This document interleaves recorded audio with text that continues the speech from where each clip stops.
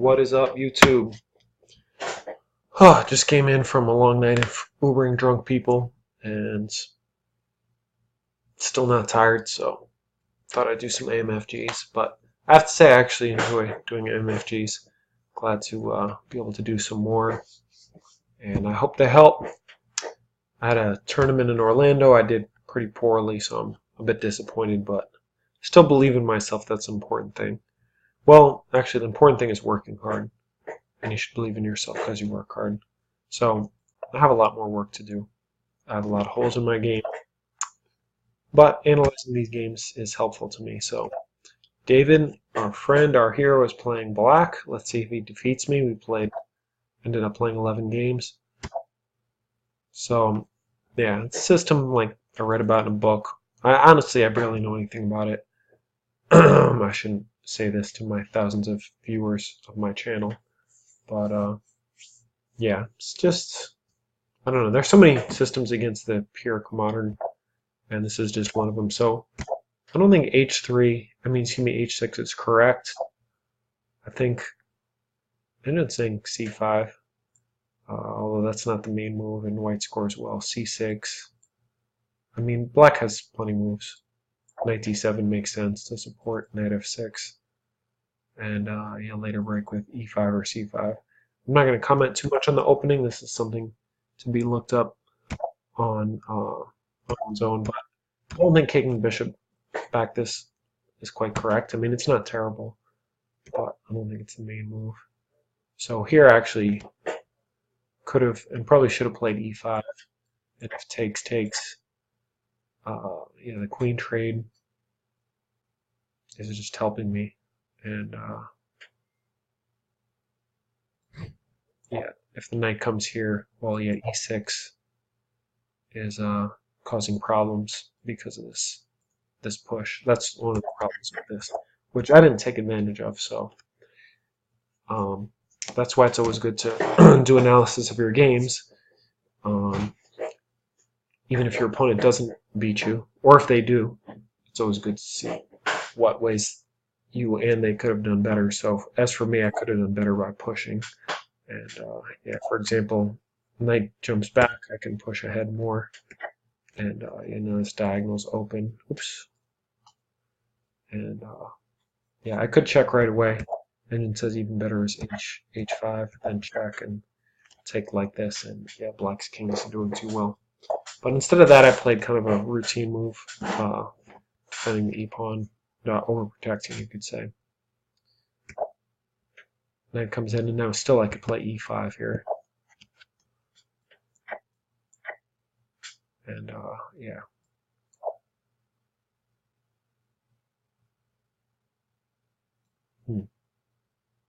Probably this is also still good.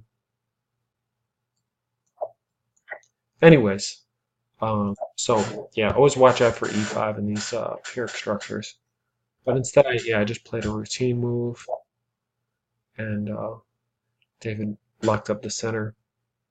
And bad thing about the structure is dark square bishop's kind of bad. And it says just play f3, just keep the tension in the center, and white has a little more space. I mean, I don't really know what's going on. Engine seems to like white, but I'm not quite sure why. Anyway, I played d5, and after this, Engine says I have no advantage. So yeah, David hops into this hole over here. Castling is also okay, although it's understandable why black went castle.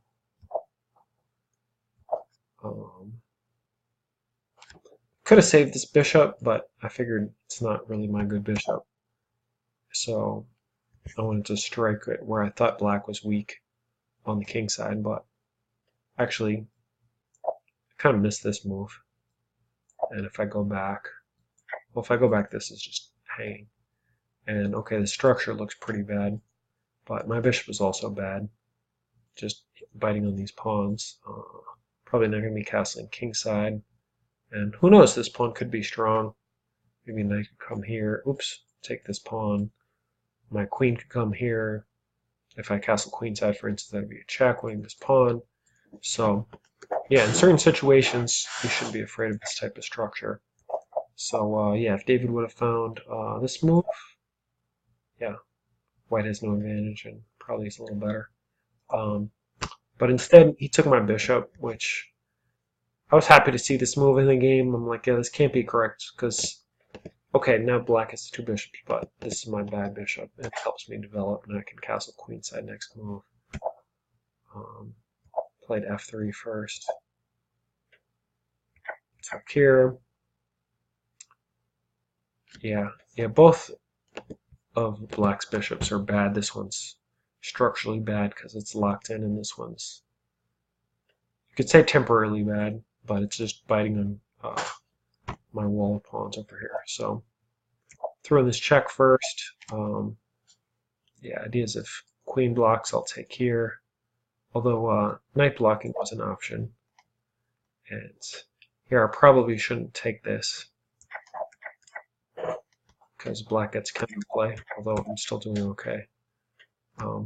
But at least you retain the options castle here. And but moving the king's not that much worse. And engine thought I should take on b7, but just wanted to keep the pressure. David defends. I come back attacking here. And yeah, I mean b6 is a very understandable move because taking here would hit the rook. And if the rook moves in, maybe all these pawns will fall. But yeah, computer gives g4. And if I take, yeah, just going for a counterplay over here, even at the cost of a rook. Well, I can't take the rook yet because this is hanging. And remember, my king is over here, so taking this pawn. Let's see if I take here. Yeah, black's getting some counterplay. Now these bishops that were bad are good. So I know I'm not going into too much detail, but really, I mean, the cool thing about engines is they always go for counterplay. Obviously, I'm not going to go over every concrete variation that needs to be analyzed, but yeah, b6. I imagine a6 probably would have been better because this comes with a threat. Well, the engine isn't crazy about this either. Anyway, b6 was played, and I played g4. I wanted to just make both these bishops bad forever. And I brought my knight in. Queen d7 is a good move, trying to trade off this active queen. And here, you could say it's almost a blunder. This throws away all my advantage according to engine. I should definitely keep the either go here or go back here. Engine likes this because it has threats. Maybe now go back to here or here. It's hard to know which is better. This keeps the queen more active, but this, I guess theoretically the rook could come in and over, and maybe was a good position. But instead I played knight into f5 with check. Kind of don't want to give up this. I'd really like to bring my knight in here without it being able to be captured, but nothing I can really do about that. And now David trades, and I thought that I'm still doing great. I'm attacking both these pawns. This is why I wasn't worried about the queen trade. But yeah, and here David plays this awkward move. This is just, yeah, it's just not the type of move you want to make. Even probably here is better. Because remember, if this pawn's taken, rook can come in and munch on over here. Yeah, rook b7.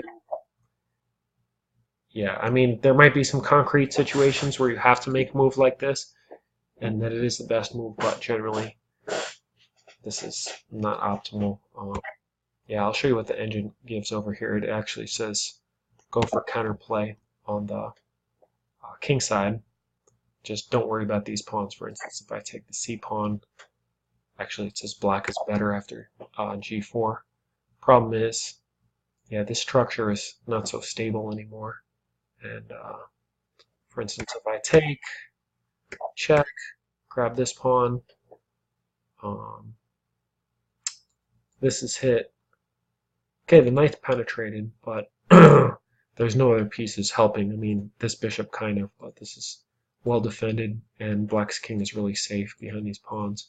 So, and yeah, black has threats here, here, and yeah, maybe both. Excuse me, maybe both these pawns will be gone, and all of a sudden, black has two connected pawns. So, talking a little fast. Um, these games will be available to look at in the Amfg study, which I believe is available to everyone, certainly to David. I think it's open to the public. So anyway, yeah, Rook B7. Now, everyone keep in mind this was a blitz game, a 3-2 game. You can see David only had 16 seconds left here.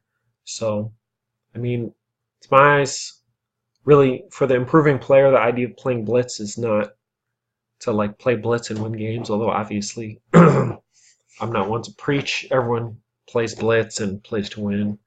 But really, you should go over the game and try to understand ideas. Even if the next time you play a blitz game, there's no way you'll see these ideas.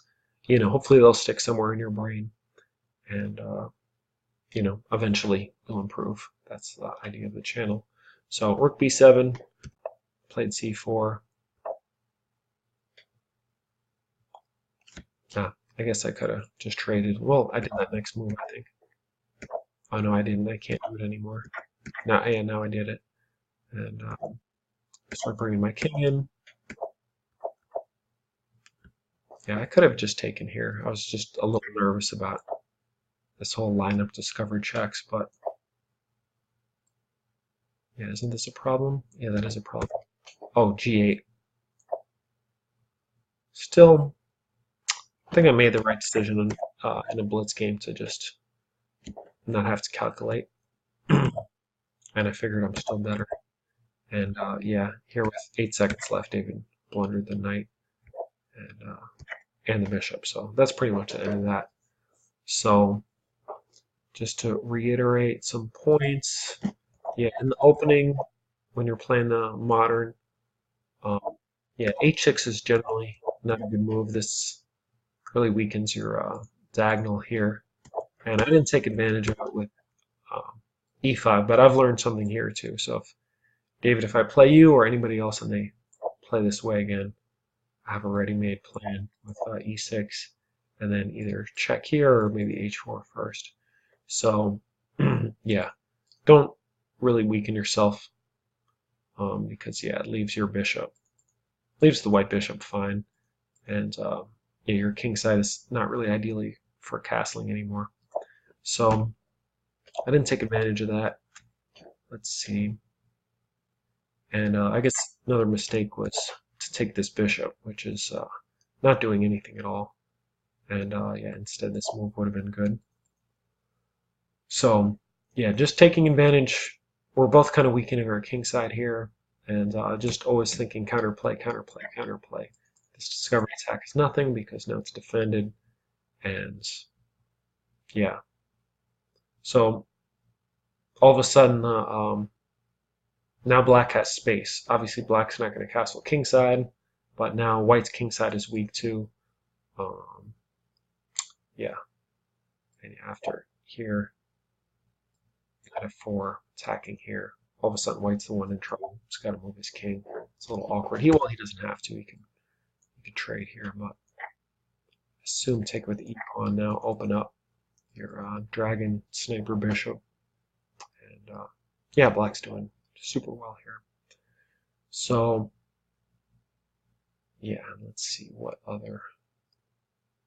Where did the game go wrong? Yeah, pretty much after taking here. Yeah, and then again, black had an opportunity to play knight h5, but yeah, he kind of gave me this diagonal. This is just a common theme in tons of openings. When this bishop is moved, there's no knight anymore. You check, and you can either win the b pawn or make the king move, or just put black in an awkward situation. And yeah, that was pretty much pretty much the game. I gave David one more chance here, and this is equal, but I mean, it's pretty tricky. Basically, Black has to see the idea of pushing here with counterplay on the e-pawn, plus possibilities to check, hit the king, take over the two open files with the rook, and just to know that losing either of these pawns is not really that big a deal, because the knight on his own can't do too much damage, and yeah, Black should see counterplay on the king side. So yeah, a lot of concepts and ideas that I went over very quickly, but yeah, this is a good learning experience for me as well. So I hope you enjoyed the video. I really want to bust out a couple more tonight, but it's about 4 in the morning and I'm pretty tired, so I think I will do maybe 2 or 3 of these tomorrow, and maybe 2 or 3 more on Sunday. So hope you enjoyed AMFG number 50. We're at 50 AMFGs, and I hope my diction and quality and explaining concepts quickly but succinctly is improving. Any feedback from David or anyone else who stumbles upon this video, please feel free to let me know. And thank you for watching. Good night, or good day, good time of day to you. Bye.